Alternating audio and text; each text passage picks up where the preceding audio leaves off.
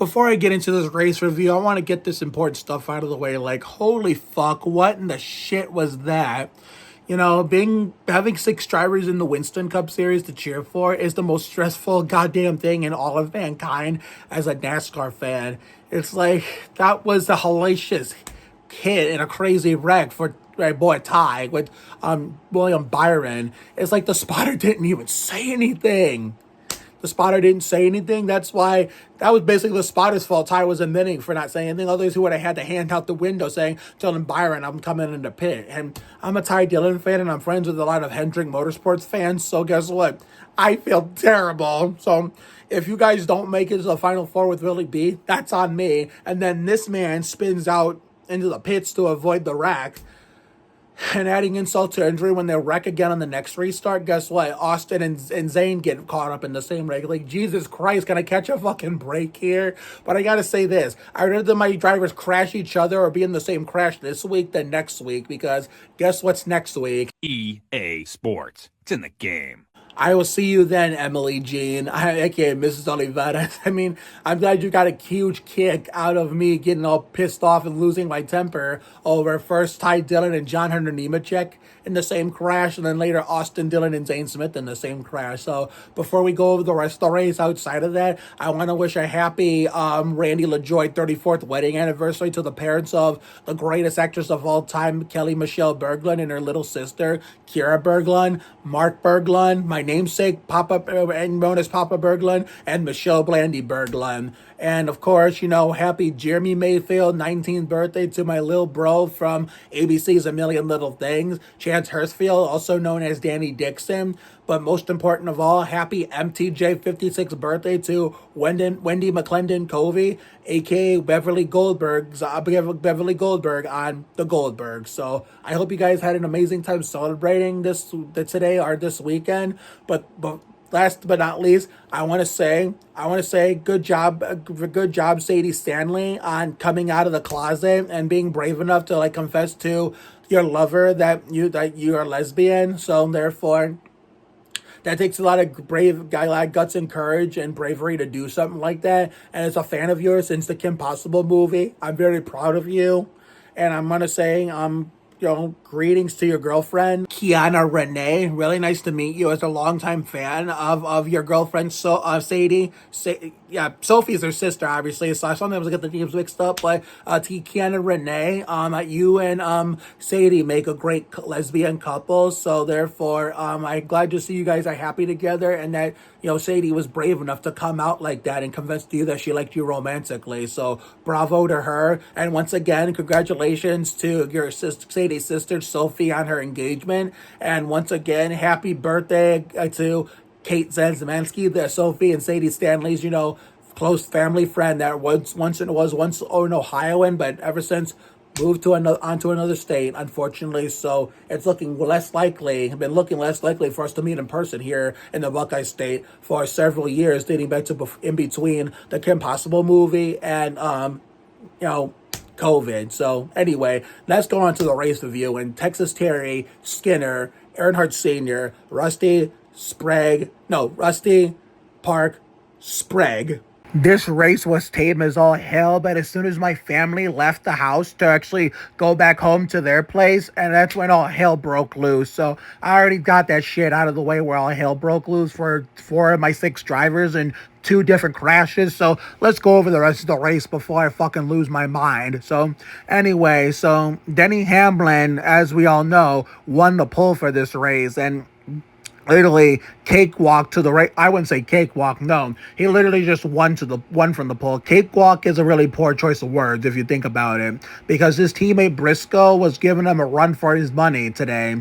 So we all knew the attrition was high for the remaining 8 chase drivers, to the point where at least some of them, well, if not a lot of them, are going to run into trouble. I mean, the first one, the Dominator to fly, which this wasn't even a big deal because he later rebounded and recovered to almost win the race with a 2-tire gamble. Briscoe's pit crew fumbled a bag on the first pit stop, but turns out it wasn't a big deal. It was still early in the race. They had plenty of time to recover from it, which they did. But the first major Dominator to fly was Blaney losing a tire and hitting the turn 3 wall. This man is going to be in must-win territory going into the EA Sports 500 next week and the week after the Old Dominion 500. But I'm sure he'll find a way to make it through like John Andretti, because Blaney is pretty good at restrictor plate tracks and has won so many races at Daytona and Talladega, and he's pretty damn good at Martinsville. He's won the last 2 Old Dominion 500s, including that stupid bullshit one last fall right after my dad retired and I met Emily. So therefore, I hope we don't get a deja vu from that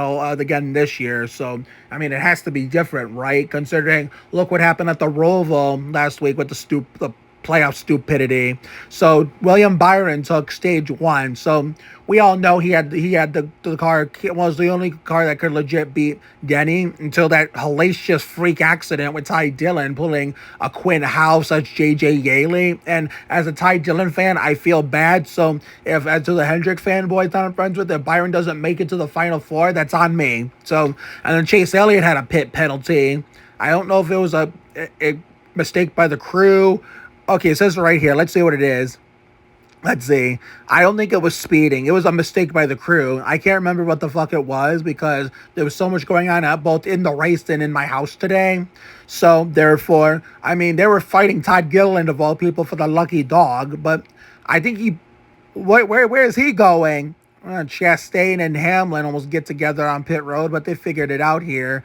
But yeah, I don't know if Elliott got that lap back, and if he did, then yeah, he rebounded nicely. So we'll have to take a look and see. But out of all the drivers I rooted for that did, all the 6 of them I have in the Winston Cup Series, Gregson was the best one, considering it's his home track, and Riley was the second best. Riley was a non-factor for a decent finish until all those crashes happened, but Larson took the Stage 2 victory. I think Gregson got a top 15, while Riley got a top 20. So we already went over the bullshit with Nemechek and Ty, and then Austin and Zane. So here's the last part to end it. So fake Ward Burton all of a sudden got a chance to pounce with all the chase drivers that were beating him and keeping him out of the championship, provisional championship 4, had all DNF'd.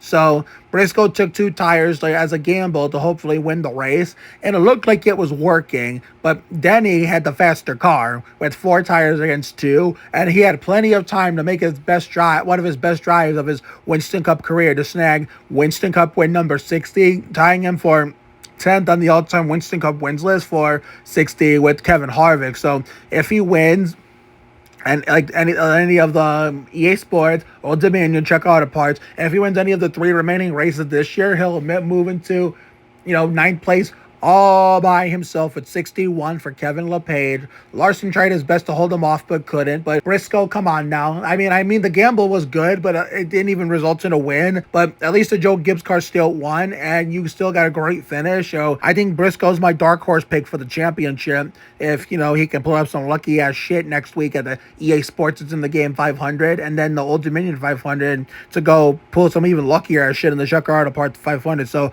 congratulations to Denny on his 60th milestone 60th career Winston Cup win. My longtime friend and his fiance's or wife, I don't know if they tied the knot yet or not, Jordan Fish, Vince Brent, who was a Harvick fan, now a Hamlin fan, and of course the Crouch of Doom's wife's dad, Grandpa Dennis, the Jerry Springer lady's dad, Grandpa Dennis, who's a big Denny Hamlin fan. So congratulations on your driver's win, and to Jordan Fish, congratulations on your honey's win. I will see you guys next week for the EA Sports It's in the Game 500 with my wife, Emily Jean Harrington Oliveras. Have a good night tonight and a better day tomorrow. Take care, everyone. Good night. I will see you all for that next video, whenever that may be. See you later, everyone. Next week, it's in the game.